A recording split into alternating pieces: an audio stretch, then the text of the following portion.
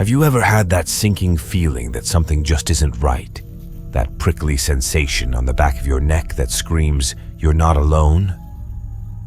Well, let me tell you about a weekend I wish I could forget. A weekend that still haunts my dreams. It all started innocently enough. My friends and I decided to rent a cabin deep in the woods of Vermont for a little escape from our hectic city lives.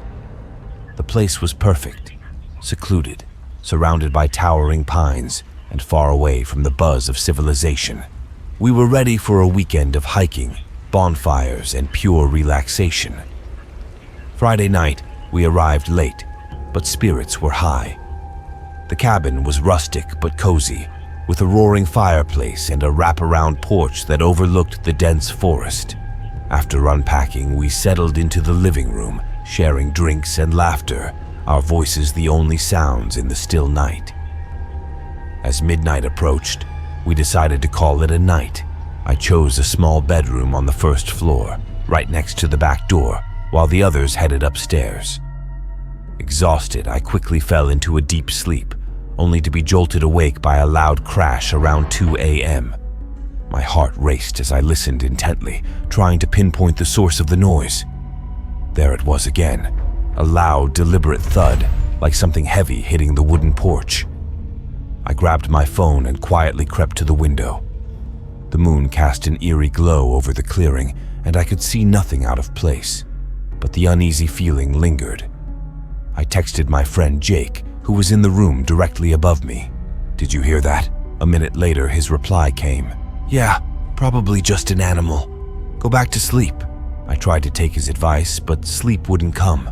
Every creak of the cabin seemed amplified, every rustle outside a potential threat. Finally, fatigue won, and I drifted off again. Saturday morning dawned bright and clear, the events of the night before almost forgotten in the daylight. We spent the day hiking and exploring, the beauty of the wilderness a welcome distraction. But as night fell, my apprehension returned. We built a fire in the pit outside, roasting marshmallows and telling ghost stories, the flickering flames casting long shadows. At one point, I excused myself to use the bathroom.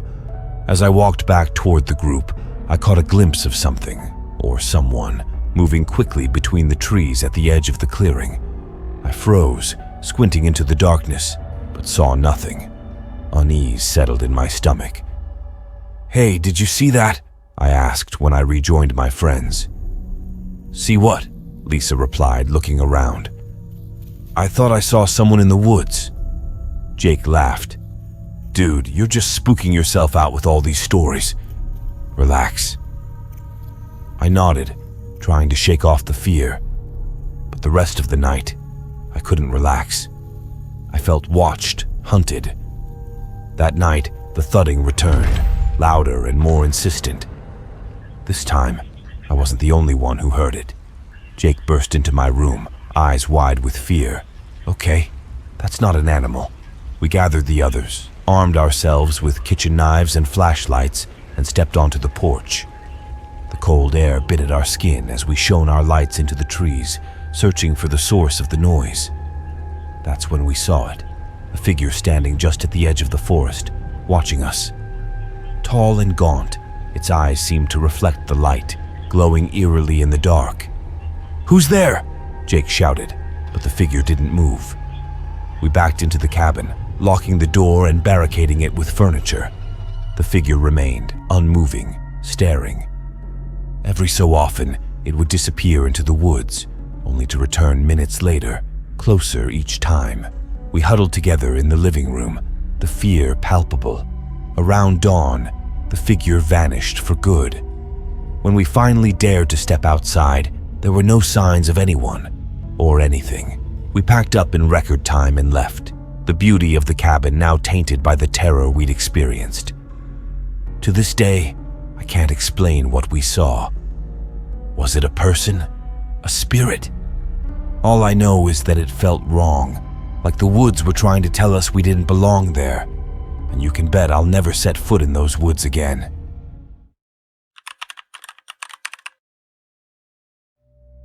Have you ever moved into a new place and felt an unexplainable chill, like the walls themselves were whispering secrets.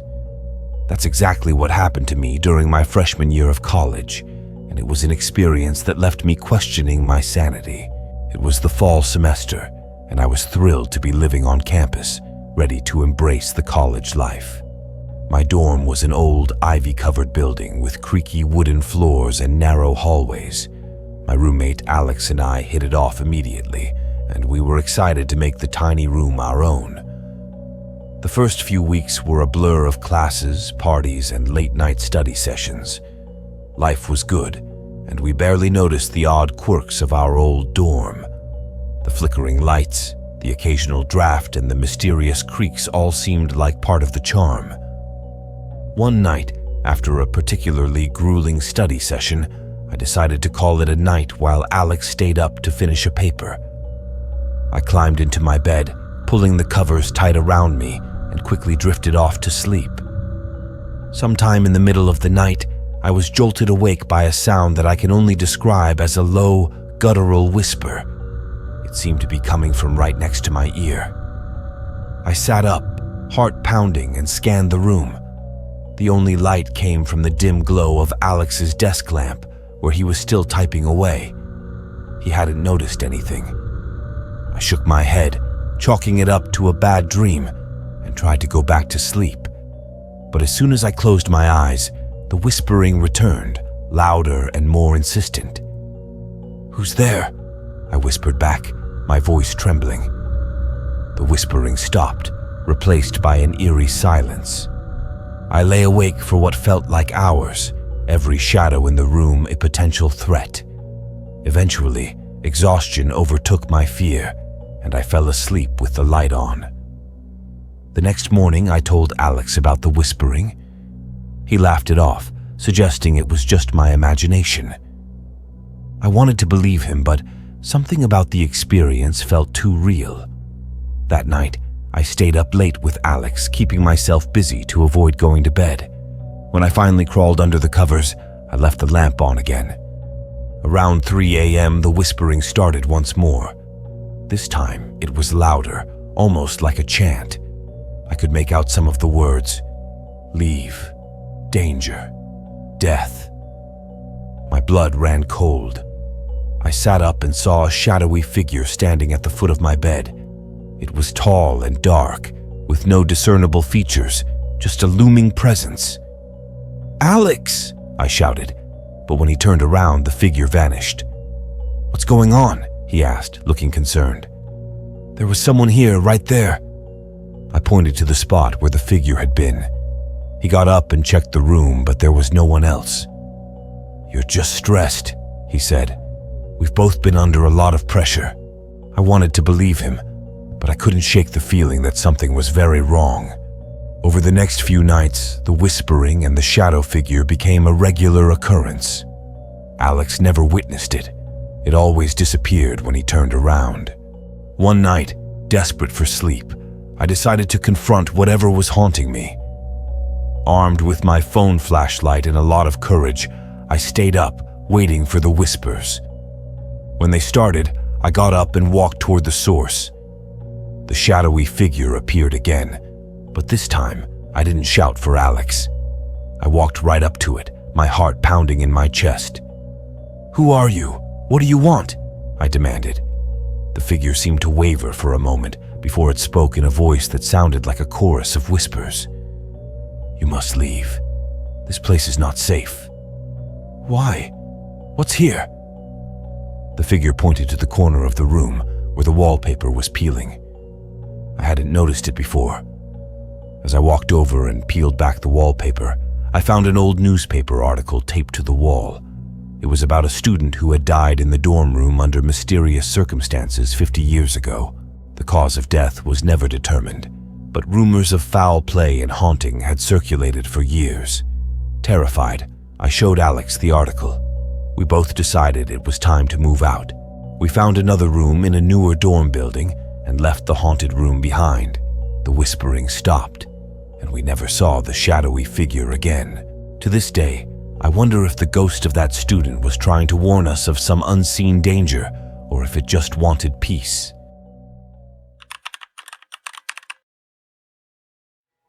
Have you ever picked up a hitchhiker? It's something most people avoid, especially after hearing all those urban legends. But one night, curiosity got the better of me, and what followed still sends shivers down my spine. It was late September, and I was driving home from a friend's wedding in a small town about 2 hours away. The night was dark and foggy, the kind of night that makes you feel like you're driving through a dream. The road was deserted, and I had the radio on low to keep me company. About halfway home, I saw a figure up ahead, standing on the side of the road with their thumb out. Normally, I would have driven right by, but something about this person seemed different. They were wearing a long coat and a hat pulled low, obscuring their face. Against my better judgment, I slowed down and rolled down the window. "Need a lift?" I asked, trying to sound casual. The figure nodded and climbed into the passenger seat without a word. As they settled in, I noticed a chill in the air, much colder than it should have been. I glanced over, trying to make out their features, but the foggy night and their hat made it difficult. "Where are you headed?" I asked, hoping to break the eerie silence. "Just down the road," they replied in a soft, almost whispery voice. "I'll tell you where to stop." We drove in silence for a few miles. The air in the car felt heavy, and I couldn't shake the feeling that something was off. I glanced at the hitchhiker again, but they were staring straight ahead, their face still hidden. Suddenly, the hitchhiker spoke. "You should be careful driving these roads at night," they said. "There have been many accidents here." I nodded, gripping the wheel tighter. "Thanks for the warning. I'll be careful." The road twisted and turned, the fog growing thicker with each mile. I felt like we were the only two people in the world, enveloped in darkness and mist. After a few more minutes, the hitchhiker spoke again. "You can let me out up ahead," they said, pointing to a small, overgrown path leading into the woods. I pulled over, feeling relieved that this strange encounter was coming to an end. The hitchhiker opened the door and stepped out, pausing to look back at me. "Thank you," they said. "Remember to be careful." And with that, they vanished into the fog. I sat there for a moment, trying to process what had just happened. Shaking my head, I pulled back onto the road and continued my drive home. The rest of the night passed uneventfully, but I couldn't stop thinking about the hitchhiker. Something about them had felt otherworldly. The next day, I decided to do some research. I went to the local library and asked the librarian if she knew anything about accidents on that stretch of road. She nodded solemnly. "Quite a few, actually. It's a dangerous road, especially at night. People say it's cursed." "Cursed?" I repeated, feeling a chill run down my spine. "Yes," she said. "There's an old legend about a hitchhiker who died there many years ago. They say if you see him and pick him up, he'll warn you about the road. Some say it's his way of trying to prevent others from meeting the same fate." My heart raced as I listened. "What did he look like?"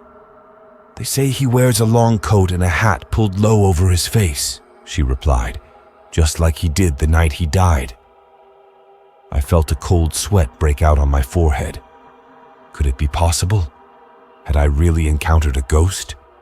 The thought was both terrifying and fascinating. I left the library, my mind buzzing with questions. I couldn't shake the image of the hitchhiker from my mind. Was he trying to warn me, protect me? Or was he simply a restless spirit doomed to wander the roads forever? To this day, I still drive that road occasionally, and every time I find myself looking for the hitchhiker. I haven't seen him again, but his warning stays with me. I always drive carefully, especially on foggy nights, remembering the ghostly figure who stepped into my car and vanished into the night. If you want to see more horror stories, check out my next video.